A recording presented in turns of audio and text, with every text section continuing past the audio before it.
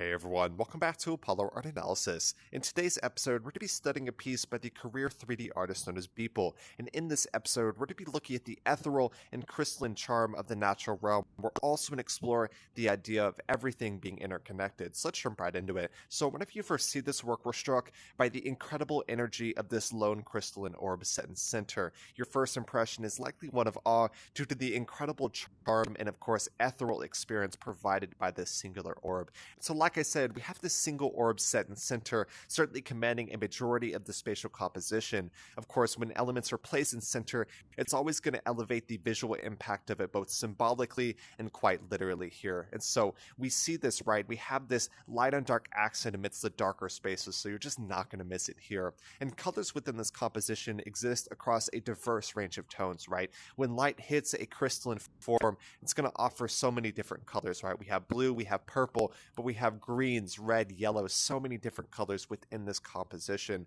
There is no doubt that such a bright and lively color palette is going to excite and invigorate the visual experience for all who stand before it.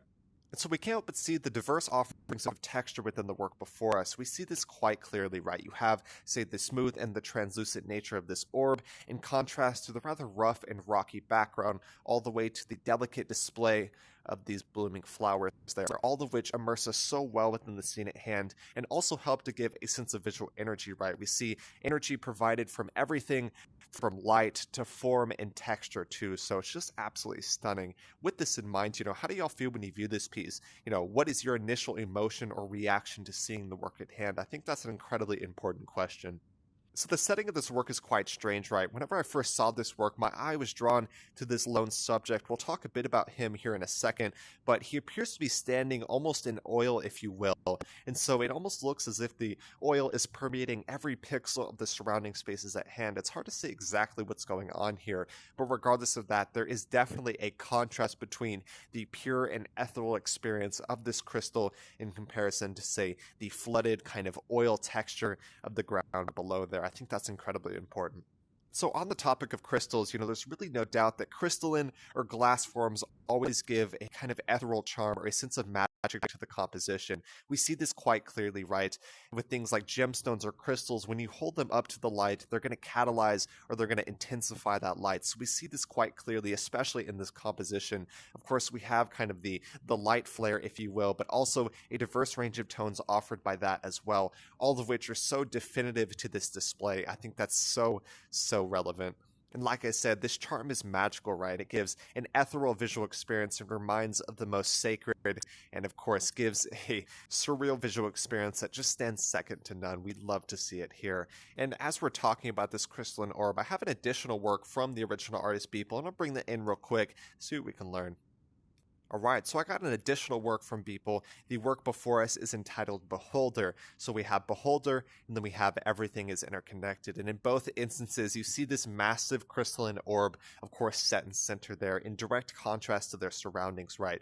In this work, for example, we see what almost is reminiscent of an atomic blast. You have this incredible energy, and it is in direct contrast to the kind of rougher surroundings there. And in this work, we have a very similar scene, of course, a massive orb, almost as if it's exploding from the ground, also in direct contrast to the rather rough surroundings of that scene as well. So I wanted to bring that in real quick, just kind of compare, and I actually showcased this work way back in 2021, so it's a pleasure to always revive some of those old studies to bring an incredible amount of relevancy to the original work that we're studying today.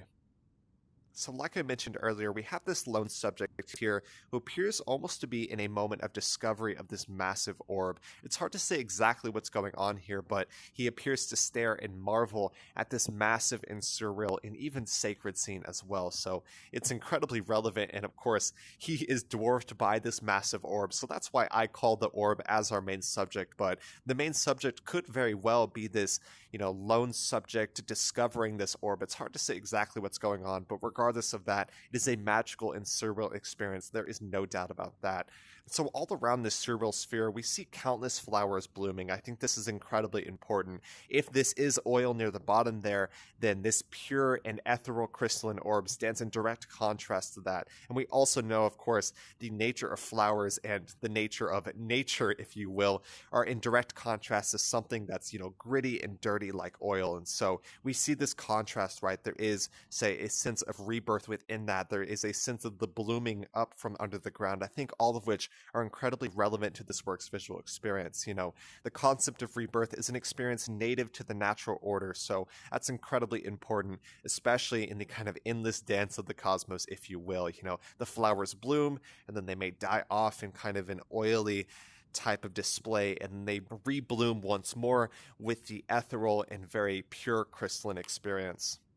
And with that in mind, we must always remember that we cannot harm nature without inherently harming ourselves by definition, because we are nature, right? So this is a stunning and profound piece. There is no doubt about that. The work before us is a digital render, so was created in a digital rendering program. That program is going to be Cinema 4D, a very professional program. I know a lot of pros who are using Cinema 4D to create their renders. So if you're someone who works in Blender and you want to take your renders to the next level, I would certainly suggest checking out Cinema 4D. It is definitely worth your time, and there is no better example of a professional or a pro using Cinema 4D than Beeple himself, right? He is a career 3D artist at this point, and kind of a household name in digital art, if you will, as well. So, the digital render is incredibly realistic and does an amazing job of immersing us within the scene at hand, as if we're there, taking part in this discovery ourselves. So, like I said, I really hope y'all enjoyed today. This is a stunning and profound piece. There is no doubt about that. Y'all enjoyed today's episode, make sure to check out the original artist Beeple, doing some amazing stuff, and has his everyday series where he creates one render a day. He's been doing that for literal years, I believe close to a decade at this point. It's just absolutely stunning. There is no doubt about that. So if y'all enjoyed today, make sure to check out the original artist Beeple. My name is Apollo. This was Apollo Art Analysis, and I'll see y'all on the next episode.